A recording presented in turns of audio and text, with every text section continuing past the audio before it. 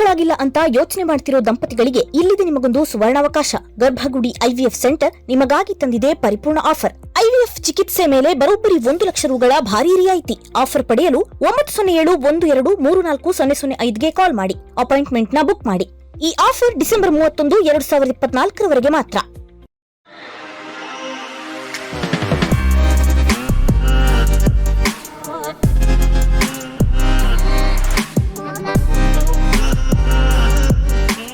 Hi friends, ದಿನದ ಎಲ್ಲ ಪ್ರಮುಖ ಸುದ್ದಿಯನ್ನ ನಿಮಗೆ ತಲುಪಿಸುವ mastmaga.comನ ಫುಲ್ ನ್ಯೂಸ್ಗೆ ಸ್ವಾಗತ. ನಾನು ಅಮರ್ ಪ್ರಸಾದ್. ವಂಚನೆ ಕೇಸ್ನಲ್ಲಿ ಟೀಮ್ ಇಂಡಿಯಾ ಮಾಜಿ ಕ್ರಿಕೆಟಿಗ ಕನ್ನಡಿಗ ರಾಬಿನ್ ಉತ್ತಪ್ಪ ವಿರುದ್ಧ ಅರೆಸ್ಟ್ ವಾರೆಂಟ್ ಜಾರಿಯಾಗಿದೆ. Uthappa centuries lifestyle brand private limited ಅನ್ನು ಖಾಸಗಿ ಕಂಪನಿ ನಡೆಸ್ತಾ ಇದ್ದಾರೆ. ಆದರೆ ಕಂಪನಿಯಲ್ಲಿ ಕೆಲಸ ಮಾಡುತ್ತಿದ್ದ ಹಲವರ PF ದುಡ್ಡನ್ನ ಕಟ್ ಮಾಡಿ ಇಟ್ಕೊಂಡಿದ್ದಾರೆ. ಆದರೆ ಅದನ್ನ ಅವರ PF ಅಕೌಂಟಿಗೆ ಹಾಕಿಲ್ಲ.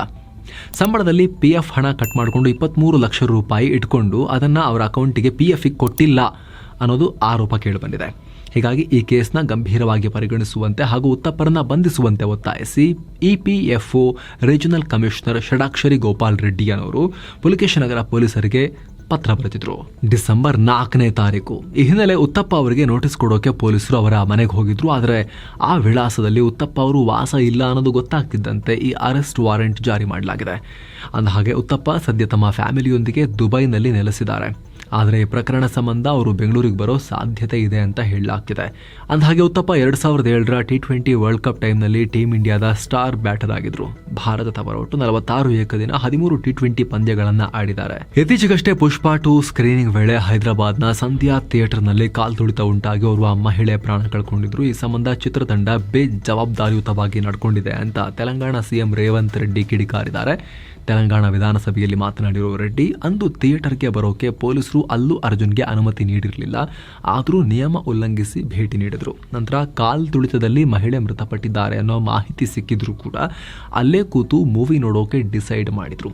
ನಂತರ ಸೈಲೆಂಟ್ ಆಗಿ ಥಿಯೇಟರ್ನಿಂದ ಹೊರ ಹೋಗಿ ಅಂತ ಪೊಲೀಸರು ಕೇಳಿಕೊಂಡ್ರೂ ಹೋಗಿಲ್ಲ ಅಂತ ಆರೋಪ ಮಾಡಿದ್ದಾರೆ.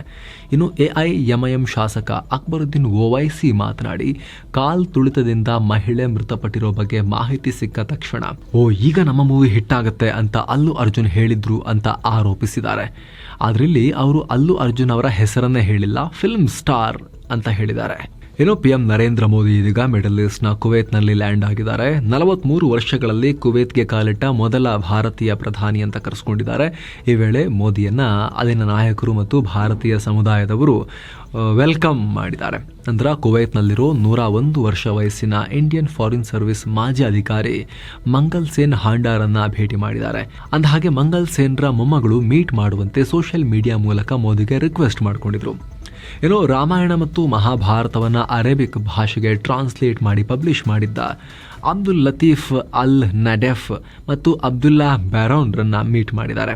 ನಂತರ ಮೋದಿ ಭಾರತೀಯ ಸಮುದಾಯದವರೊಂದಿಗೂ ಇಂಟರಾಕ್ಟ್ ಮಾಡಿದ್ದಾರೆ. ಬಳಿಕ ಮೋದಿ ಕುವೈತ್ನವರು ಸುಂದರವಾಗಿ ಸ್ವಾಗತ ಕೋರಿದ್ದಾರೆ. ಅನೇಕ ಕ್ಷೇತ್ರಗಳಲ್ಲಿ 2 ರಾಷ್ಟ್ರಗಳ ಸಂಬಂಧ ನಿಸ್ಸಂದೇಹವಾಗಿ ವೃದ್ಧಿಯಾಗುತ್ತೆ ಅಂತ ಹೇಳಿದ್ದಾರೆ. ಅಂದಹಾಗೆ ತಮ್ಮ 2 ದಿನಗಳ ಭೇಟಿ ವೇಳೆ ಕುವೈತ್ ಪ್ರಧಾನಿ ಅಹಮದ್ ಅಲ್ ಅಬ್ದುಲ್ಲಾ ಅಲ್ ಸಬಾರನ್ನ ಮೋದಿ ಭೇಟಿ ಮಾಡ್ತಾರೆ. ದ್ವಿಪಕ್ಷೀಯ ಸಂಬಂಧ ಕುರಿತು ಮಾತುಕತೆ ನಡೆಸ್ತಾ ಇದ್ದಾರೆ. ರಕ್ಷಣಾ ಮತ್ತು ಭದ್ರತಾ ಸಹಯೋಗ ವೃದ್ಧಿಸುವ ಬಗ್ಗೆ ಡಿಸ್ಕಷನ್ ನಡೆಯುತ್ತೆ. ಕುವೈತ್ನ 26ನೇ ಅರೇಬಿಯನ್ ಗಾಲ್ಫ್ ಕಪ್ ಉದ್ಘಾಟನಾ ಸಮಾರಂಭದಲ್ಲೂ ಪಾಲ್ಗೊಳ್ತಾರೆ. ಅಂದಹಾಗೆ 1981ರಲ್ಲಿ ಮಾಜಿ ಪ್ರಧಾನಿ ಇಂದಿರಾ ಗಾಂಧಿ ಕುವೈತ್ಗೆ ಭೇಟಿ ಕೊಟ್ಟಿದ್ರು. ಅದಾದ ನಂತರ ಈಗ ಮೋದಿ ಅವರೇ ಹೋಗಿರೋದು. ಕುವೈತ್ ಯಾಕೆ ವಿಶೇಷ, ಈ ಭೇಟಿಯ ಮಹತ್ವ ಏನು, ಡೀಟೇಲ್ಡ್ ರಿಪೋರ್ಟ್ ನಾವು ಆಲ್ರೆಡಿ ಪಬ್ಲಿಷ್ ಮಾಡಿದ್ದೀವಿ. ಈ ರಿಪೋರ್ಟ್ ಅನ್ನು ನಮ್ಮ ಚಾನಲ್ಗೆ ಹೋಗಿ ನೀವು ಚೆಕ್ ಮಾಡಬಹುದು. ಇವತ್ತೇ ಪಬ್ಲಿಷ್ ಆಗಿದೆ ಬೆಳಗ್ಗೆ. ಇವತ್ತು GST ಕೌನ್ಸಿಲ್ನ 55ನೇ ಮೀಟಿಂಗ್ ನಡೆದಿದೆ. ಮಹತ್ವದ ನಿರ್ಧಾರಗಳನ್ನು ಮಾಡಲಾಗಿದೆ. ಹೆಲ್ತ್ ಮತ್ತು life insurance premiums GST rate ಇಳಿಕೆ ಮಾಡೋ ನಿರ್ಧಾರವನ್ನ ಇದೀಗ GST ಮಂಡಳಿ ಸ್ವಲ್ಪ ಮುಂದೂಡಿಕೆ ಮಾಡಿದೆ. ಇನ್ನಷ್ಟು ಚರ್ಚೆ ಮಾಡೋಕಿದೆ. IRDAI ಅಂದ್ರೆ ಇನ್ಶೂರೆನ್ಸ್ ರೆಗ್ಯುಲೇಟರ್ ಅವರು ಇನ್ನಷ್ಟು ಡೀಟೇಲ್ಸ್ ಕೊಡಬೇಕಾಗಿದೆ ಅಂತ ಹಣಕಾಸು ಮಂತ್ರಿ ನಿರ್ಮಲಾ ಸೀತಾರಾಮನ್ ಹೇಳಿದ್ದಾರೆ. ಅದೇ ರೀತಿ ಸ್ವಿಗ್ಗಿ ಮತ್ತು ಝೊಮ್ಯಾಟೋದಂತಹ ಫುಡ್ ಡೆಲಿವರಿ ಪ್ಲಾಟ್ಫಾರ್ಮ್ಗಳ GST ದರ ಕಡಿಮೆ ಮಾಡೋ ನಿರ್ಧಾರ ಕೂಡ ಪೋಸ್ಟ್ಪೋನ್ ಆಗಿದೆ. ಇನ್ನು ATF ವಿಮಾನ ಇಂಧನ GST ಅಡಿ ತರೋಕೆ ರಾಜ್ಯಗಳು ಒಪ್ಪಿಲ್ಲ ಅಂತ ಹೇಳಿದ್ದಾರೆ. ಇನ್ನು EV ಸೇರಿ ಹಳೆ ಮತ್ತು ಯೂಸ್ಡ್ ಕಾರುಗಳ ಮಾರಾಟ ಮೇಲೆ 12% ನಿಂದ 18% ವರೆಗೆ GST ಏರಿಕೆಗೆ ಅಪ್ರೂವಲ್ ಕೊಡಲಾಗಿದೆ. ಹಾಗೆ ರೈಸ್ ಕೆರ್ನೆಲ್ಸ್ ಮೇಲೆ GST ದರವನ್ನು 5%ಗೆ ಇಳಿಸಲಾಗಿದೆ. ಇನ್ನು ಪಾಪ್ಕಾರ್ನ್ ವಿಚಾರದಲ್ಲೂ GST ದರ ನಿರ್ಧಾರ ಮಾಡಲಾಗಿದೆ. ಉಪ್ಪು ಮತ್ತು ಖಾರ ಮಿಕ್ಸ್ ಮಾಡಿರೋ ರೆಡಿ ಟು ಈಟ್ ಪಾಪ್ಕಾರ್ನ್ಗಳ ಮೇಲೆ 5% GST, ಪ್ರೀ ಪ್ಯಾಕ್ಡ್ ಪಾಪ್ಕಾರ್ನ್ಗಳ ಮೇಲೆ 12%, ಕ್ಯಾರಮೆಲ್ ಪಾಪ್ಕಾರ್ನ್ಗೆ 18% GST. 20 ಲೀಟರ್ ಕುಡಿಯೋ ನೀರಿನ ಬಾಟಲ್ಗೆ 5% ಟ್ಯಾಕ್ಸ್ ಕಡಿಮೆ ಮಾಡಲಾಗಿದೆ. ಜಗತ್ತಿನ ಅತಿದೊಡ್ಡ ಮ್ಯೂಸಿಯಂ ನಿರ್ಮಾಣಕ್ಕೆ ಈಗ ಭಾರತ ಮುಂದಾಗಿದೆ. ದಿಲ್ಲಿಯ ರೈಸಿನಾ ಹಿಲ್ಸ್ ನಲ್ಲಿರೋ ನಾರ್ತ್ ಮತ್ತು ಸೌತ್ ಬ್ಲಾಕ್ ಅನ್ನ ವಸ್ತು ಸಂಗ್ರಹಾಲಯವಾಗಿ ಮಾರ್ಪಾಡು ಮಾಡೋಕೆ ಫ್ರಾನ್ಸ್ನೊಂದಿಗೆ ಒಪ್ಪಂದ ಆಗಿದೆ. ಭಾರತದ ರಾಷ್ಟ್ರೀಯ ವಸ್ತು ಸಂಗ್ರಹಾಲಯ ಮತ್ತು ಫ್ರಾನ್ಸ್ ಮ್ಯೂಸಿಯಂ ಡೆವಲಪ್ಮೆಂಟ್ ಒಪ್ಪಂದಕ್ಕೆ ಸೈನ್ ಹಾಕಿವೆ.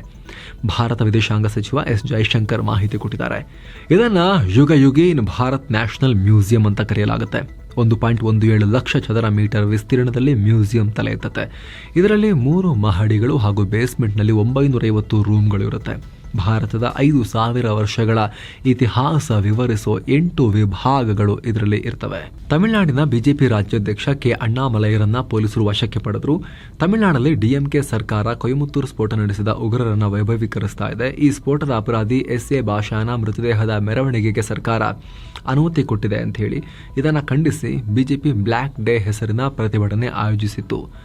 ಇದರಲ್ಲಿ ಭಾಗವಹಿಸಿದ್ದ ವೇಳೆ ಅಣ್ಣಾಮಲೈ ಸೇರಿ ಇತರರನ್ನ ಪೊಲೀಸರು ವಶಕ್ಕೆ ಪಡೆದರು.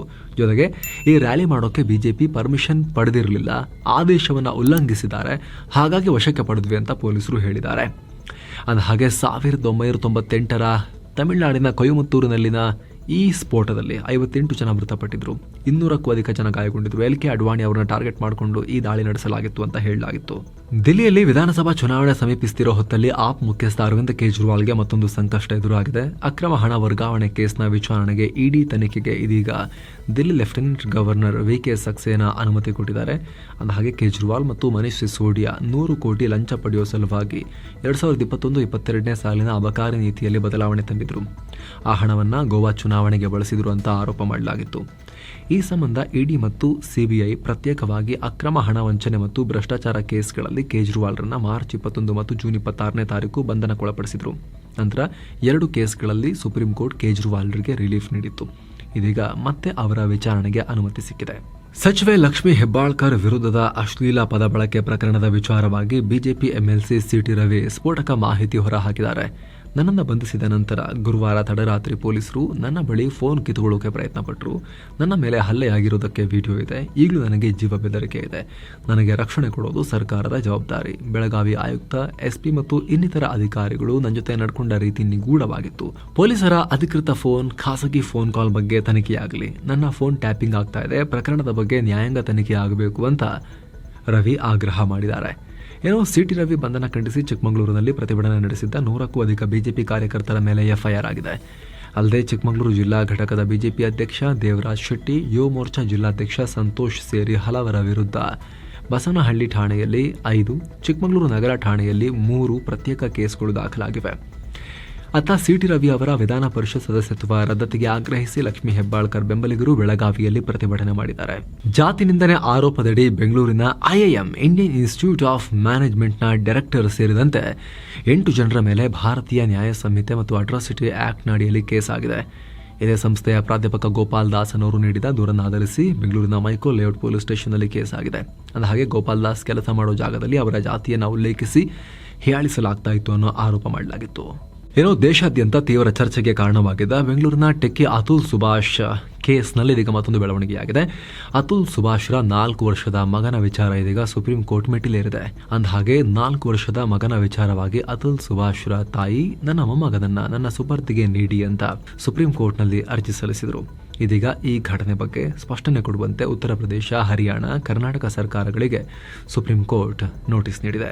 ಪಕ್ಕದ ಪಾಕಿಸ್ತಾನದಲ್ಲಿ ಉಗ್ರರು ಅಟ್ಟಹಾಸ ಮೆರೆದಿದ್ದಾರೆ. ಅಲ್ಲಿನ ಅಫ್ಘಾನ್ ಬಾರ್ಡರ್ ಸಮೀಪದ ಆರ್ಮಿ ಪೋಸ್ಟ್ ಮೇಲೆ ಉಗ್ರರು ದಾಳಿ ಮಾಡಿ 16 ಸೈನಿಕರನ್ನ ಬಲಿ ಪಡೆದಿದ್ದಾರೆ. ಅಲ್ಲದೆ 5 ಸೈನಿಕರು ತುಂಬಾ ಸೀರಿಯಸ್ ಆಗಿ ಗಾಯಗೊಂಡಿದ್ದಾರೆ. 30ಕ್ಕೂ ಅಧಿಕ ಜನ ಉಗ್ರರು ಆರ್ಮಿ ಪೋಸ್ಟ್ ಮೇಲೆ ದಾಳಿ ಮಾಡಿದ್ದಾರೆ, ಬೇಟೆ ಆಡ್ಬಿಟ್ಟಿದ್ದಾರೆ ಆರ್ಮಿಯವ್ರನ್ನ ಉಗ್ರರು. ಈ ದಾಳಿ ಹೊಣೆಯನ್ನ ಪಾಕಿಸ್ತಾನದ ತಾಲಿಬಾನ್ ಘಟಕ ಹೊತ್ಕೊಂಡಿದೆ.